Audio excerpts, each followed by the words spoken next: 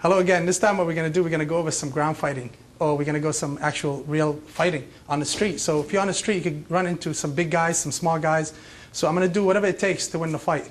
Whether I'm going to gouge him in the eyes, kick him in the groin, pull his hair, bite him, whatever it takes. But in the ring, there are a lot of rules and regulations, so you're going to take that into perspective. So this way you cannot use, any of these illegal hits.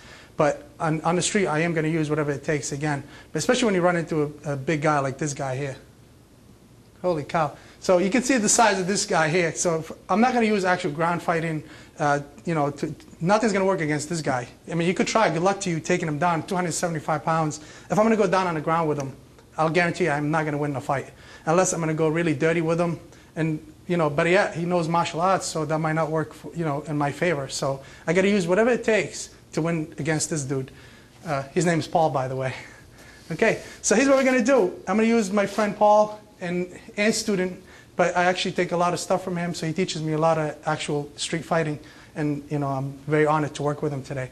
So what we're going to do is, as Paul goes to attack me, he goes to attack. I'm going to gouge him in the eyes here. I'm going to kick him in the groin. I'm going to use his knees to take him down. I could use the knees. Anything it takes, I'm going to use the elbow to loosen him up, use hammers. Anything that works, hit the throat. Anything that's going to work against this guy here. Now, but if Paul is such a, he's a good ground fighter, what he's going to do is going to pick me up and drop me right into the ground, and I could actually apply. I could actually roll around and use different techniques against him.